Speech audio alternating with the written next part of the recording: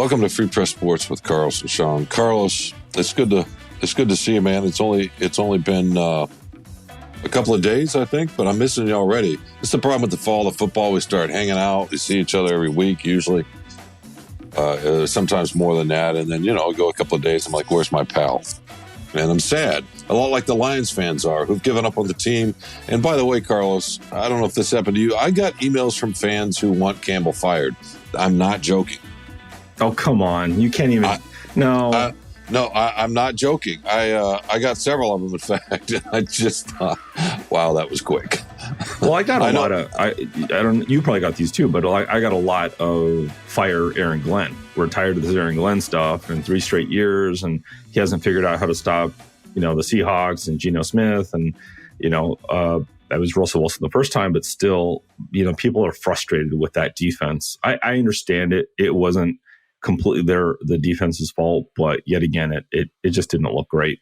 No, it didn't. And of course, I don't know that we need to say this, but we should, because we attempt to be professional journalists. We're talking about the Lions game and their loss to Seattle Sunday at Ford Field.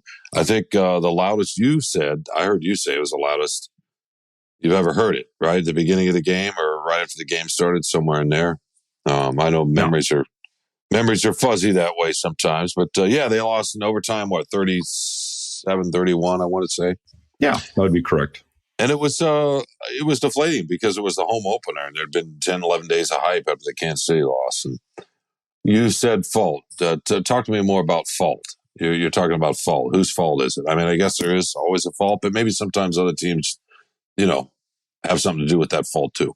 Yeah, I mean, you can't forget that, 7 of those points were from the pick 6, that was the offense's fault. So really, they scored, what would it have been? 30 points, right, against the defense. And the offense scores 31. Well, there's only, I think, 4 or 5 teams in the NFL that are averaging 30 points. That's a lot. I mean, you're one of the best offenses in the NFL if you score average 30 points. So if you score 30 points, 31 points, you should win the game. But it's complementary football, as we know. And when the offense turns it over, the pick 6, a fumble, a key fumble from David Montgomery, you can't have that against a good team, against a good playoff caliber team like Seattle. But they still, I think that this is the question about the Lions is, I mean, Campbell said it himself, they're not good enough to overcome those kind of mistakes. Well, you're kind of also saying, at least 2 games in, you're not, at least at this point, you're not one of the best teams in the NFL or one of the better teams in the NFL even right now if you're not good enough to overcome that. If you have enough deficiencies somewhere on your team, and especially probably on defense, where I think it's going to be a bend, don't break mentality. And as they're getting hit with more and more injuries, C.J. Gardner-Johnson, James Houston, you never get healthier as the season goes on. And the depth has always been a question for the defense. Maybe on the defensive line they have more depth, but it's going to be an issue when you have one side or one part of your team that struggles, that is trying to take steps forward, and they get hobbled by injuries. It's not going to play out well for them. So the offense can only do so much. And it's basically, I thought about this, Shawn, and I'll let you talk. I'm sorry, I'm hogging the mic, but I thought of it in golf terms, and that the offense is you count on the offense to make birdies, and you count on the defense to hold it to a par or no worse than a bogey. But then when your offense, instead of making a birdie, makes a bogey, then that's even worse. It's a big detriment to overcome. And I think that's kind of what Campbell's getting at. They're not good enough to make those kind of mistakes and win. So the defense is the big concern. They're supposed to be better. They need to take a step forward. Being at home with the fan base, with the loudness, everything behind them, and to lose and to have 3 extra days to prepare on top of that because they played Thursday. Humble pie for sure, but it's kind of disappointing that they needed to have humble pie at all this early in the season, right? I mean, yes and no. Teams young, relatively young, learn how to win, coming off probably the most exciting regular season win they've had in a long, long time. And then you have those extra days to hear that and listen to that. I don't know that those extra days are a good thing necessarily all the time. But yeah, no, they, Dan Campbell didn't want to say this straight out, but he kind of implied it. He was talking about we're not good enough to overcome those mistakes. First of all, it's very, very few teams can, right? We're not just talking about 2 turnovers. We're talking about a pick six and a fumble that was deep, deep in their territory. I don't know, somewhere around the 20, right? So that's essentially an automatic 3. You can make the argument that, a good defense will hold them to a field goal there, and maybe so. On the other hand, Seattle also missed a couple of field goals. Detroit didn't attempt one when they had the chance and went for it in fourth and didn't convert. So it's a mixed bag, right? I mean, the final number looks bad, Carlos, for sure. The overtime adds to that a little bit. The pick six, you take that away. You can debate about taking the Montgomery fumble points away. I mean, it directly led to it. Even so, they'd given up 7 points in the first half and forced a punt, which they did not do the last time. Obviously, Seattle went the whole game without punting, which is still amazing. But that's what happens when you score 48 points. But getting back to Campbell real quickly, and his point, the thing that I took away the most was just this, not the focus in terms of taking Seattle lightly or any of that kind of silly trope that frustrated fans will say or posit or toss out there or whatever. It's more about, and he was talking about the defensive line in particular. They had a plan for Geno Smith, and the defensive line did not execute it to the way he wanted it, right? They did not rush the quarterback in the way that they wanted him to rush. You can blame the coaches, are obviously ultimately responsible for that. But so that would give me, if you're a Lions fan, I would say give them a little bit more time to see if they can follow through and focus in and get down to the detail. I think that's what Campbell was talking about, just the lack of detail in that way. Not because they didn't care or anything, but maybe that makes a difference. I don't know. What do you think? What did you take away? You were sitting there. Well, the interesting thing that he said that added a little more context was on Monday when he talked, and they watched the film on Sunday night after the game, and that's when they get a better perspective, and they talk to the coaching staff, and they all talk, and they figure out what were some of the issues. And the humble pie comment, I think, made a little bit more sense contextually on Monday when Campbell said, we need our most reliable players to be more reliable. And he also said that he was speaking more about the defense, but I think in general, he was speaking in this way, but saying that the players need to play within the system, within the scheme. The scheme has been drawn up for a reason, and you have to trust. You do your job. You have to trust the other guy's going to do his job. You're going to be in a gap, and the other player's going to be in their gap. And when it's one-on-one, you got to win. And basically he called it rat ball, freelance, basically. So I think that, I'm not going to name any names here, but I think that if you looked at the game, maybe specifically the defensive line and some of the things that were happening there, maybe players trying to make their own plays their own way versus playing within the system, filling the right gap, doing the right thing. That is, I think, part of that humble pie is maybe some players are coming off that Kansas City game feeling really good about themselves and decide I'm gonna go a little bit extra here. I'm gonna do a little bit more than I should be doing, and it didn't work out. And I think that's what it drives coaches crazy, right? They draw up these game plans. They have this attack, this and that. Like you said, what Campbell was saying about we had a plan and it kind of didn't work out that way. We didn't do what we wanted to against Geno Smith to put more pressure on him. Certainly not sack him. Sack him once on a weird, scramble sack.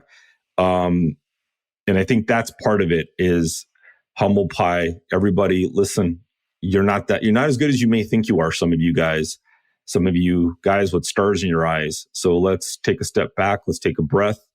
Let's play within the system. This is why we have the system. It underscores a reason that we have these game plans and these meetings and these walkthroughs and everything else.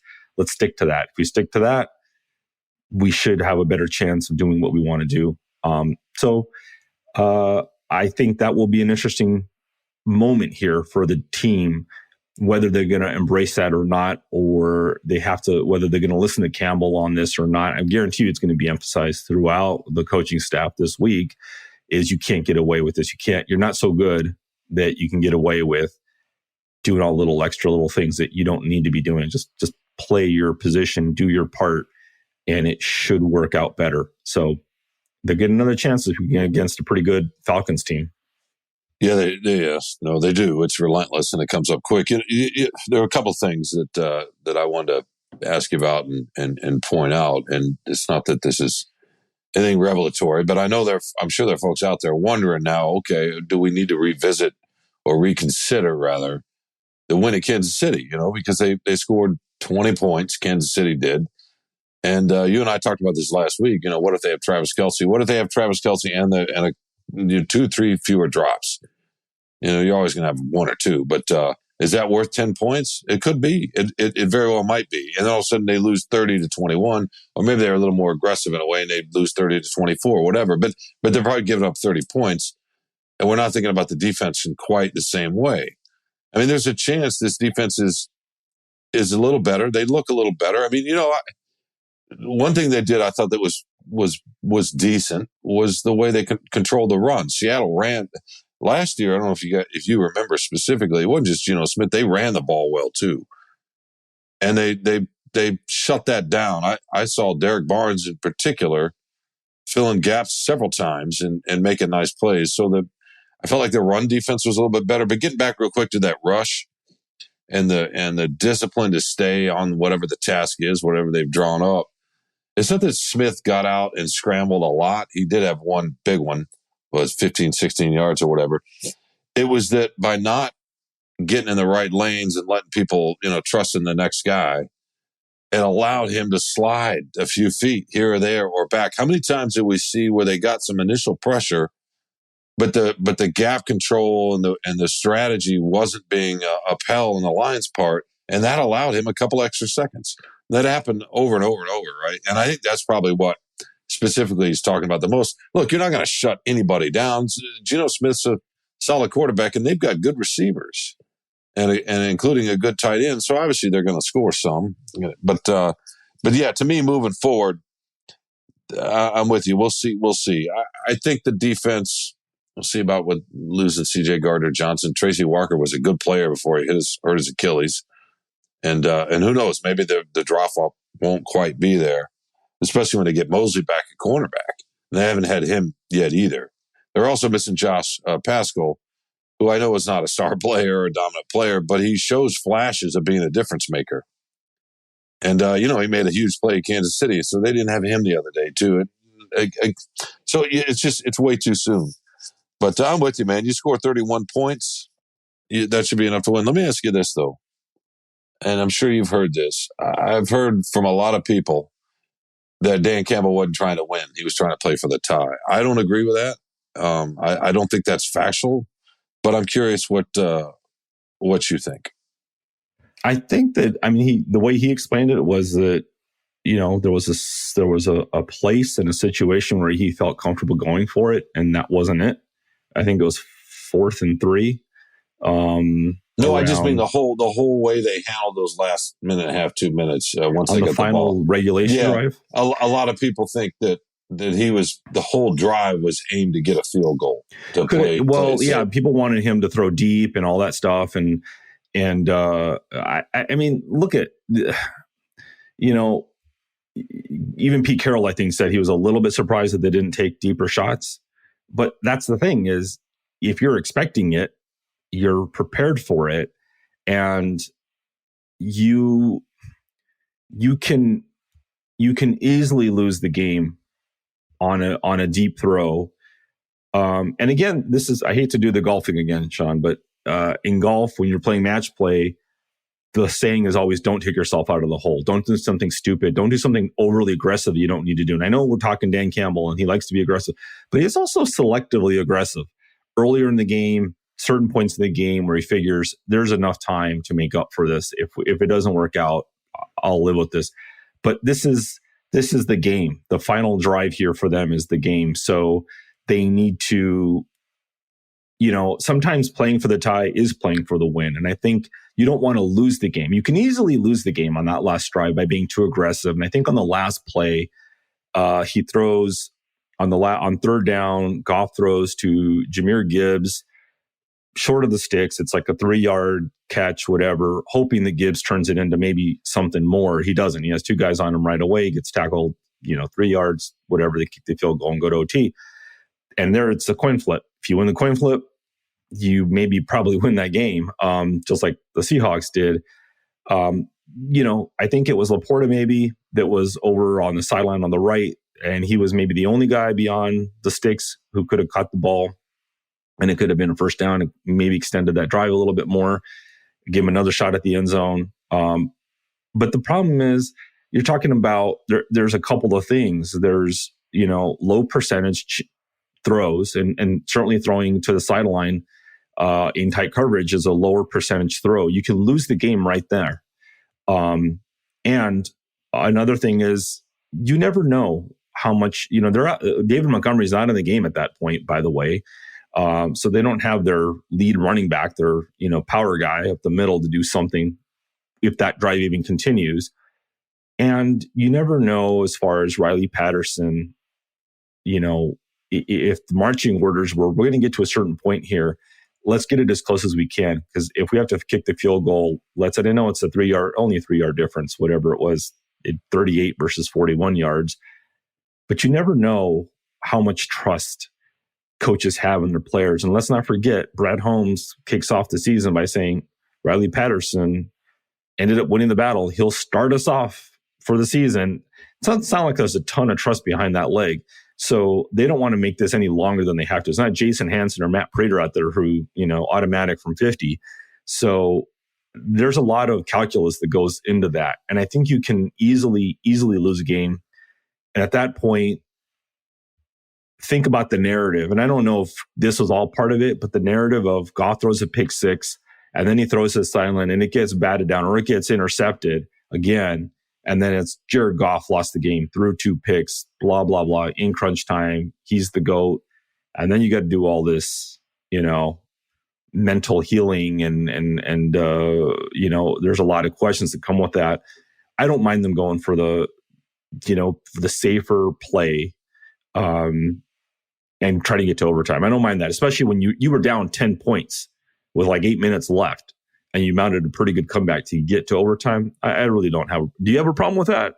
Do you think they should have gone for I think they did go for the touchdown. I think they did try. They just didn't throw the ball deep down the field, which they hadn't done all game. So that would have been, and they would have done that maybe if they were backed up at their own 20 and there were 40 seconds left, or right, that would have forced them to do something. But they didn't. They had basically half the field, 3 timeouts in 2 minutes or a little under 2 minutes, and they were somewhat aggressive, and they immediately got down into.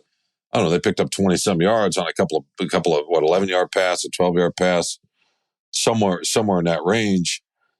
To me, they get down there, and I know a lot of folks are wondering. I think it was the gap from 50 whatever seconds down to 28 seconds or 30 seconds. It was almost a 30-second runoff, and folks are focusing on that, but I don't think they should focus on the clock. It's the downs that got them. And it wasn't like they were running the ball and just taking a timeout. They were throwing the ball. To me, they set up perfectly. Dan Campbell and the staff, to me, was trying to thread the needle between running the clock down and scoring a touchdown. Right. And if the touchdown didn't work, they were going to kick a field goal. And it almost worked. They got down to the 20, whatever it was.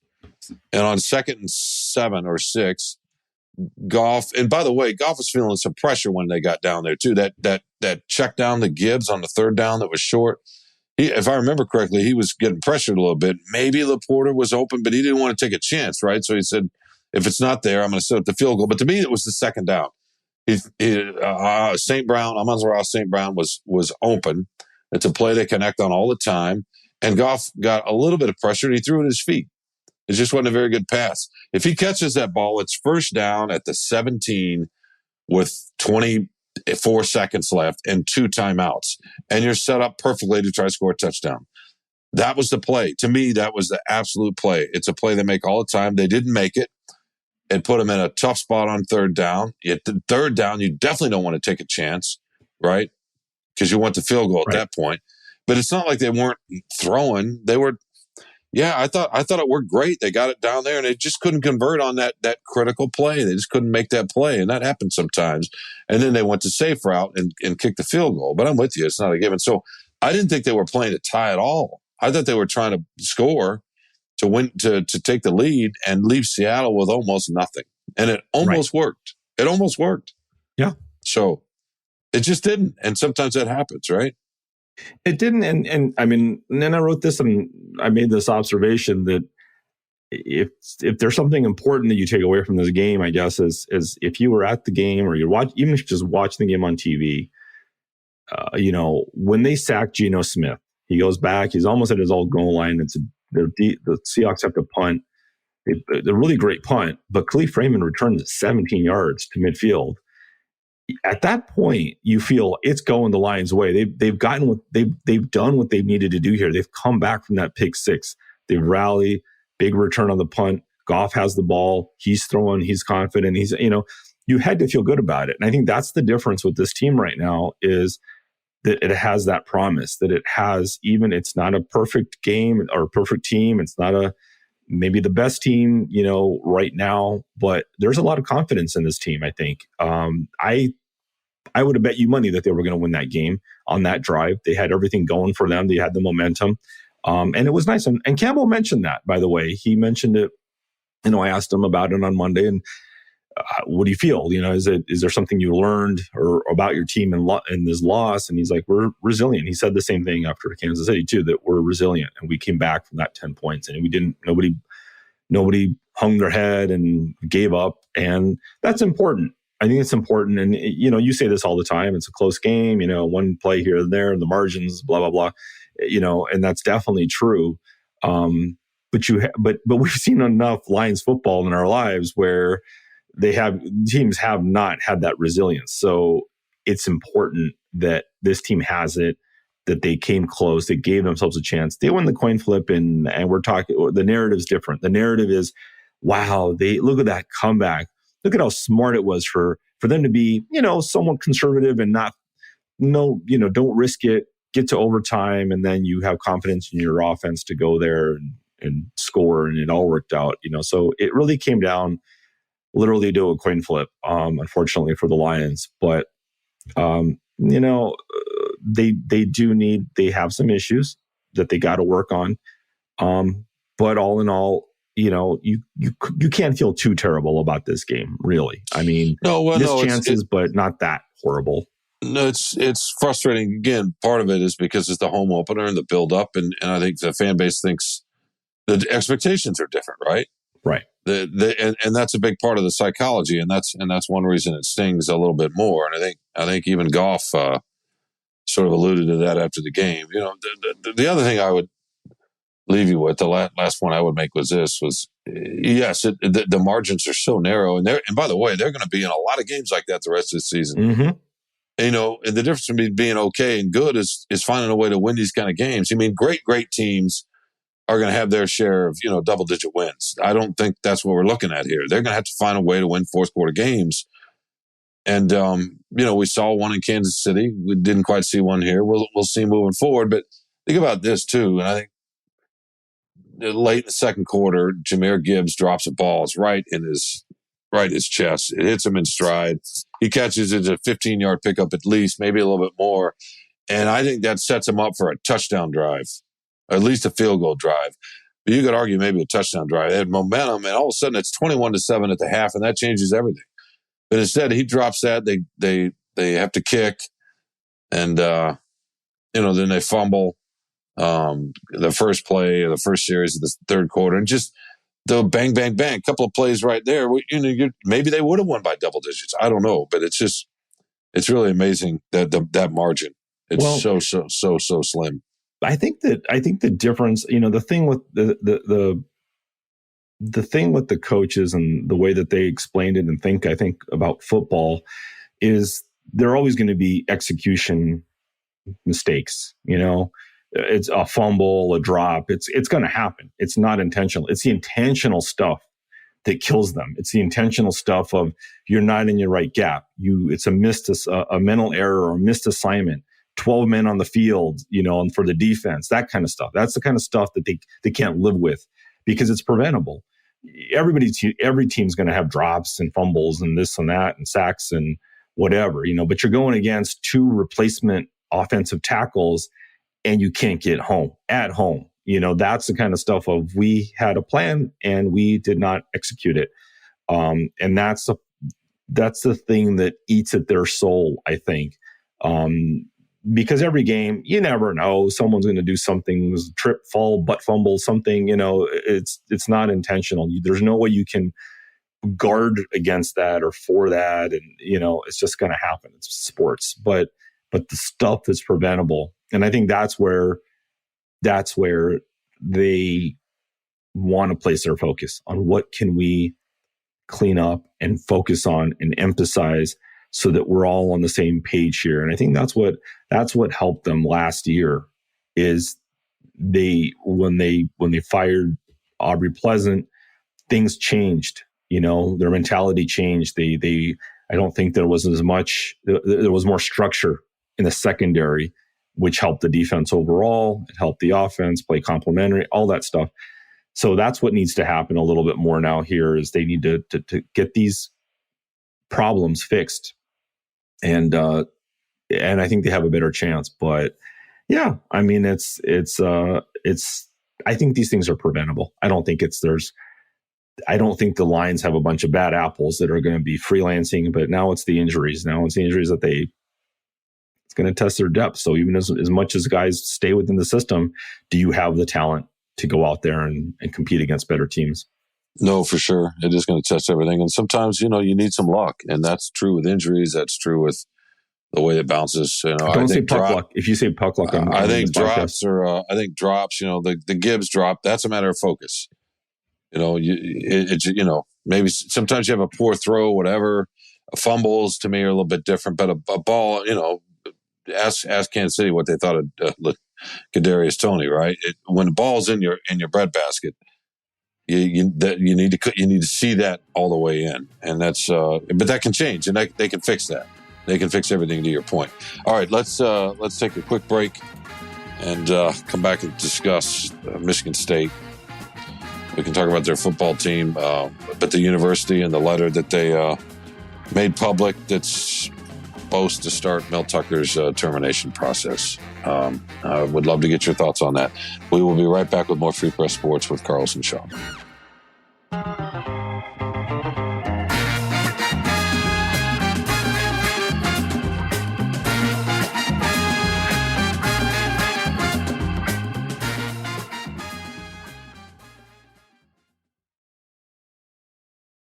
Welcome back to Free Press Sports with Carlos and Shawn. Carlos, it's time to move on to Michigan State. And I was at the game, and this is sort of, I guess, second. It's easy to say, okay, this is secondary, doesn't matter. But the truth is, we're talking about one individual, a couple of people, and maybe some folks at the administration versus 100 student athletes, right? And I think sometimes we do that. So I don't want to say that the games don't matter because they do in the lives of all those folks that play that game. Obviously matter just as much. But the news, obviously, is that Michigan State sent a letter, Alan Haller did, from the athletic department. Mel Tucker's superior, his boss, sent a letter to him basically saying we're going to start the termination process, and that he violated a clause in his contract that had to do with moral turpitude and bringing shame and embarrassment to the university and that sort of thing. Regardless of the Title IX hearing that's set for October that has to do with allegations made by Brenda Tracy, who was, I think it's pretty clear out there, but who was brought in for sexual assault training, education rather, and made the allegations against Mel Tucker for non-consensual phone sex. In any case, this is where we're at. Does it surprise you that they're moving so quickly, or do you feel like this is part of the back and forth? And then, by the way, Carlos, Mel Tucker responded a little bit later with a letter saying this is all a ploy and Michigan State's known this all along. And why didn't they do this sooner? Implying, hey, this is all about money. And et cetera, et cetera. It's a mess. Yeah, I feel like this is one of those things where, because I didn't go to law school and study contract negotiations and legal things, ramifications of things like moral turpitude. I really don't know what's going on. It feels like there's something going on behind the scenes here. They're both positioning themselves, the school and Mel Tucker, and there's $80 million at stake here. So the stakes are high monetarily. They're high for the university as far as reputation, trying to make sure they salvage their reputation, because it's been taking a hit in recent years. So it's just going to be as much as people may want to move on from it, it's going to keep going on. I'm a little surprised that they made this move before the hearing. And I think that's one of the things that Tucker pointed out in his letter, that his legal team and PR folks did a wonderful job of crafting, using words like behest, which I'm sure it was written in the first person, by the way, as though Mel Tucker actually wrote it.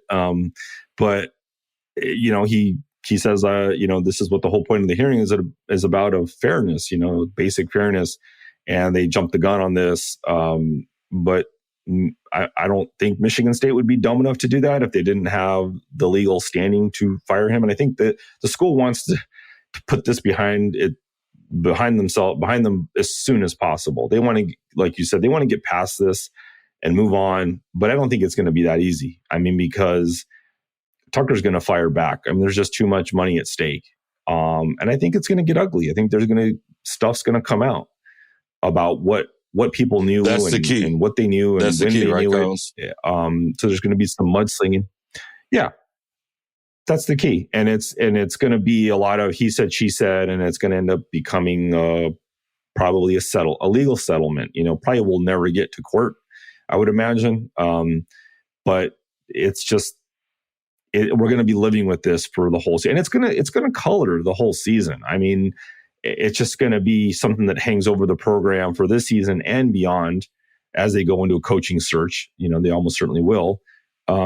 Who's the next guy? Who is the next person who's going to come in and yet again change the culture of the program and repair the image and all that stuff? And it's unfortunate for the players and the fans of the team that they got to deal with this. And it certainly didn't help that they got just steamrolled by Washington. And it's probably not going to feel much better against Maryland this week. But yeah, it's tough. Do you think this is going? Is there any chance that we're not talking about this the rest of the season? Yeah, I do. I mean, especially after the hearing, right? And I don't know how public that's all going to be. It's not like it's a court of law, right? Where you're going to have journalists sitting in there. It's not going to work like that. So we'll see what is revealed from all of that. I think they have the right to keep that private, right? That both parties do. I mean, maybe leaks get out. I mean, they happen all the time. But in terms of the firing Tucker and starting that process now, it's possible that part of the strategy was to go ahead and do this now so they could start the negotiation process to wrap it up as soon as possible. And by the time the hearing's done, then everything's done. I don't know. I mean, that's pure speculation on my part. They didn't wait too long. I mean, you could argue, okay, they took a week and a half, a week and a couple of days, maybe, I guess, to go through, lawyer everything up, go through and get all the language right and start this process. So I don't know. I mean, maybe there was some discussion too. Should they wait till after the hearing? But I'm sure there are risks and gambles in either side, but it does feel a lot like Tucker's letter back. He hinted at potential racial issues in his first letter, right? And says it's a private matter with Tracy, and it was consensual. He's maintained that. He did in the second letter. But what was interesting about this one this time, I thought, was this notion that he's almost daring him, and if he can get it to discovery and get it to court, then he's going to have access to all sorts of stuff that they may not want him to have access to, right? So that's probably a gamble on their part. But I would bet and what's his leverage? His leverage is if he knows that they knew everything or knew enough back in December or even in July, that's not going to look good for them, right? Yeah, I mean that's not a good look if that plays out that way, Shawn. I mean, it's, his letter is intimating that they basically decided to, act on suspending him and now terminating him because the news came out and it made him look bad. That there was a report, it was leaked to the national media got a hold of it, and if that's his case, that the only reason you're firing me is because it became public. You should have let this play out at the hearing in October. I don't know. I mean, I would assume his lawyers know what they're doing, and they may have a point there. If you didn't let the due process play out, but Michigan State, I'm sure, certainly feels they were within their legal rights to fire him for a cause, for moral turpitude or whatever else is in his contract that cites, that you did something that was, incorrect or immoral, however you want to color it.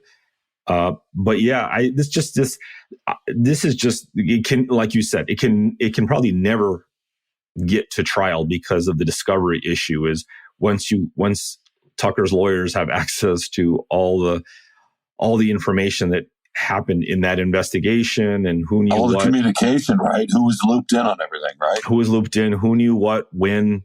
It will never look good. Even if things are, I mean, you always have to believe that things look much worse than they are sometimes. But I mean, if you look at, let's not get political, but the whole, insurrection stuff, right? And all that stuff comes to light, all these charges, all these, all the stuff that comes out. And you don't, Michigan State does, I don't think that's a path Michigan State wants to go down. But the question is money. How much money is it worth to him? Is it worth the whole $80 million that he has left coming to him or so? Is it worth half of that? What does Tucker want? And like you said, I mean, he probably figures this is it. I mean, I can't see Mel Tucker getting hired again. I mean, like we've talked about this before, and here at our opening press conference is Coach Mel Tucker. Hey, what about that phone sex coach? Like the first question. It's just not going to play well no matter where you are, FCS or anything else. So he's got to protect that. He's got to protect his money. And now it's going to be a legal thing. The legal team's going to take a big chunk out of that, negotiation. But it certainly all the way to early October, we're going to hear about it. We're going to hear about it more and more. It's going to get louder as we get closer to those dates of those hearings. And then after the fallout, and then, both sides are going to have their spin on it. And then you're into November pretty much, and it's more or less the end of the season. So it's going to get uglier before it gets less ugly, I think, before it's resolved. But yeah, it's unpleasant. It's just, I guess the next thing is like, where does the team go from here? Where does the program go from here? Where does the university go from here? Yet another black eye for a school and a program that doesn't need it. No, you feel for the student athletes for sure, and you wonder once he's fired, then they're going to have. I want to say they have 30 days to make a decision on whether they're going to stick around or not. And there's a window for the players to get into the transfer portal. But look, beyond that, though, is Harlan Barnett, who's the interim coach right now, is he the man down the road? Probably not. I mean, I guess you never know. You can't sit here and say no, he's not, because we don't know how the next couple of months. We have a pretty good idea how we think they're going to unfold, but we can't say for certain, right? You know how sports are. But so that's something they're going to have to figure out too. The coach. I just in the short term, Carlos, it's hard to know. The players said that they were focused in, but Barnett, after the game Saturday, it said, "Look, everything was off kilter." Of course it was. Why wouldn't it be? And of course that team's going to feel that. You don't know how much. Washington's a really, really good team, and they handled them last year in Washington, not like this, but not like they did Saturday. But they still, I don't know, it was a double-digit, 10, 11-point win or something. But so we for sure keep that in context. Washington, the Huskies are really good, and they got a really good quarterback, and it was a terrible matchup for Michigan State, and a bad timing. To me, the much bigger test about what this team is will come Saturday when Maryland comes to town to East Lansing. Because Maryland's a solid team, and they've got a decent quarterback, and they've got a few weapons, and a pretty good offense. So we'll see. I think it'll be a week removed. You got through that first game; it'll start to feel a little normal. Harlan Burnett talked about, Carlos. He talked about all the things he couldn't do that he wanted to do as a head coach because there was distractions with all this other business and just all that new territory they kind of had to navigate. And so now maybe he gets to coach the team in a different way. Maybe Antonio's different. I don't know if any of that will make a difference. I mean, who knows? What are your thoughts there? It's a lot to ask. It's a lot to ask to hand this team over to a guy who hasn't been in charge before. So he's got to deal with all this stuff. It's not just, it's not just, hey, the coach has had a heart issue and you've got to step in for a few games or something, and nothing else is different. It's this cataclysmic problem with the program and the university and how, I mean, for sports fans who aren't as in tune with this kind of stuff, college programs are nervous places. There's a lot of guardedness around the programs. There's this level of administration above the coaches. And, it's not like a sports team where you got an owner and that's about it. And then you got your front office and, the roles are more defined. There's a lot of stakeholders, I think, involved in college. And you're playing with this idea of amateurism on top of that and the, student athletes and whatever. It's hard. It's a lot to deal with. And you're dealing with some young people on top of that, teenagers still in some cases.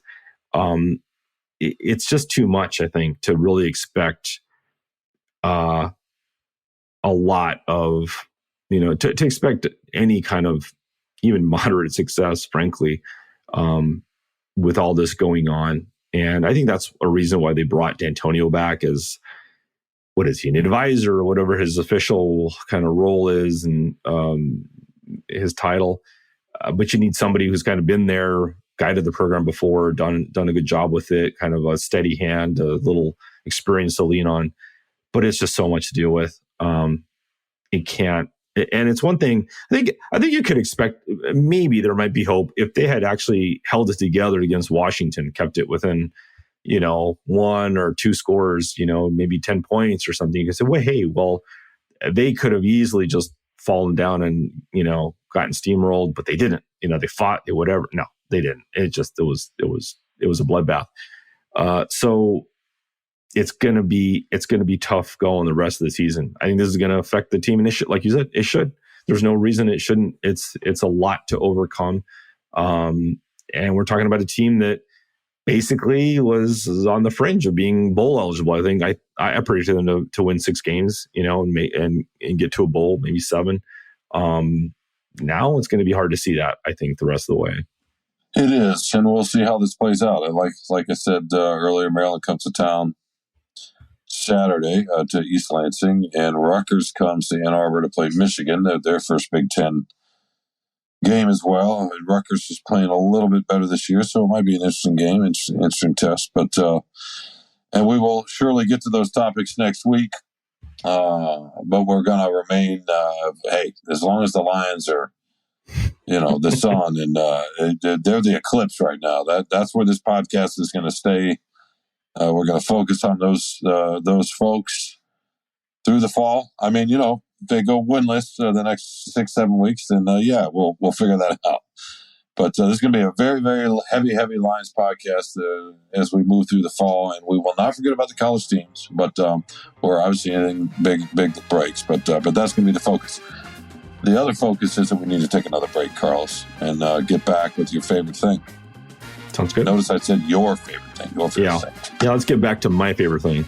Yeah, your favorite thing. All right, we'll be right back with more Free Press Sports with Carlos and Shawn.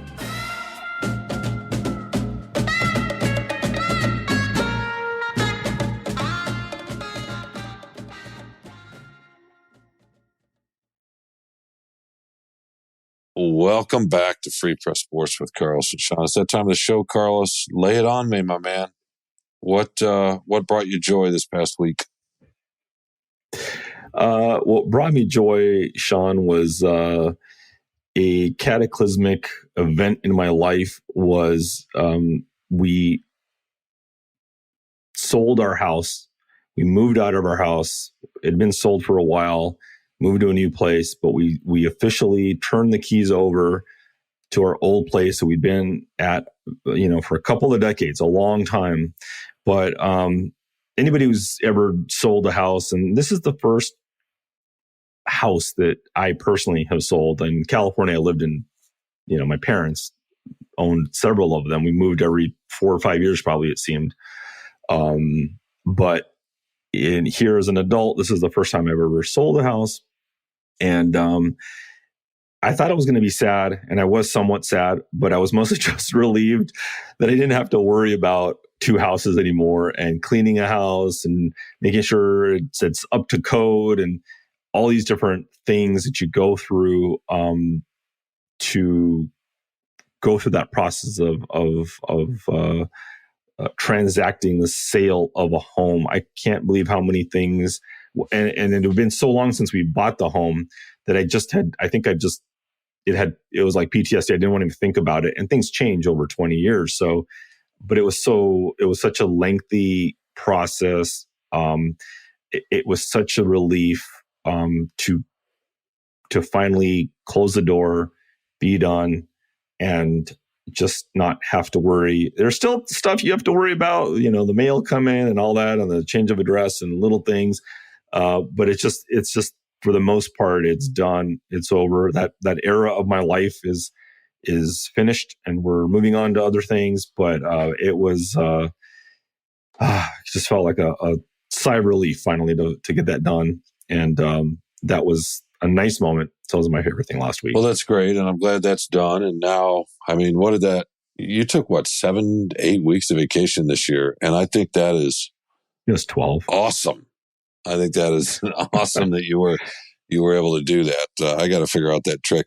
My favorite thing is quick, man. It was good to be back at Ford Field and sit next to my buddy and talk a little football. Get Mitch Album? Yeah. Well, no, Mitch is our pal. He sat next to you. He did. He's our pal too. But no, I'm talking about you, my friend. And okay. It was nice to be back. I look forward to our Sundays down there, getting a little popcorn and watching, especially when the atmosphere is like it was. I mean, let's be real. That was electric. It's a cliche, but it's true. It was. It was great. That was great. People got so mad that I said it wasn't as loud as I expected it to be. And I'm thinking back to those days of, what was it, around 11 or so when Sue was on the team and they had all those false starts and it was consistently loud. And, I actually held back a little bit.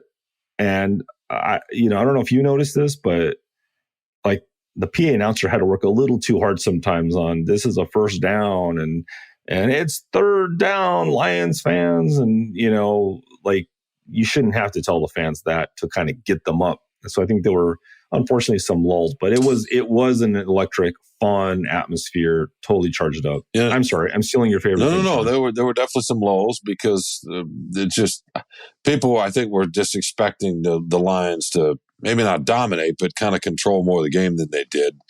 And so there was a lot of nervous energy, especially in the second half. You know what I mean? But the start of the game, leading up to the game, how quickly it was full really soon.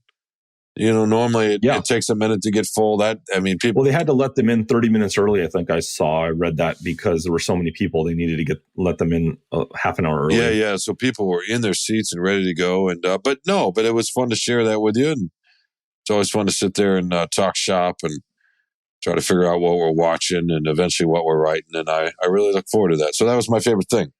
Who do we need to thank, sir? We have to thank our producer, Robin Chan, because he's got a lot of... Shawn, for the listener out there who doesn't understand, Shawn is not a technical maven wizard. So every week that we do the podcast, it's kind of like we're doing Apollo 13 every week, where the oxygen leak and we're all going to die if Robin Chan doesn't get this figured out for us. And Shawn's headphones and his mic and the USB-C and the USB-A. So Robin has saved our skins many, many times. He's the who is the character? Ed Harris character in Apollo 13 in the control center in Houston. And Shawn and I are the bumbling astronauts in the capsule who don't know what we're doing. So Robin Chan gets extra credit this week. And just because they sign our checks probably or determine our pay raises is executive producers Kirkland Crawford and Anjanette Agato. But the one who really determines our fate is editor Nicole Avery Nichols. She's the main poobah. So we have to thank all those people. But most importantly, Shawn, who's the most important person? The fans for letting you continue. Not the fans. Who cares about the fans? The fans. No, the fans are what made it make it possible for us to have jobs. The listeners, right?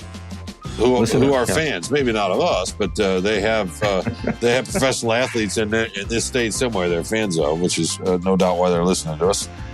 No, we want to thank you. We want to thank you, the listener. And I'm a little confused. Are you all going to keep letting Carlos get in the way? Is he ever going to have a reference that's, I don't know, at least 2000 or later? I mean, Apollo 13 was a great movie. The incident itself took place in the early 70s. I want to say the movie was I'm a fan of history. What's wrong with that? The movie was in the 90s. No, I'm just kidding. Yeah, no, we want to thank y'all. I'm gonna go watch Top Gun when this is over. Oh yeah, that's great. You do that. That'll be good for your soul. Hey, the listener out there, please send Shawn an email telling him which Top Gun movie was better, and we're not going to influence your judgment, but vote at Shawn at swindsor@freepress.com. Send him a note and tell him which one you thought was better. Yeah, you guys do that. That would be great. All right, yeah. Thanks again for joining us. Thank you, Carlos. We definitely want to thank Robin. It's always fun. Until next week, we'll see what kind of mood we've got with this fan base, with this team, the Lions I'm talking about. It'll be interesting. It's a big game. Look forward to talking about it with you next week. Don't forget, Emergency Podcast. We're scheduled to do that on Sunday, and you should hear it on Monday to drop a short one from Sunday's game at Ford Field. That'll be great. Carl also drop some strategy and some knowledge and break down the X's and O's. It's going to be. I look forward to it. I can't wait on Sunday night. That'll be awesome. All right, my man. That was fun, and I'll see you next week.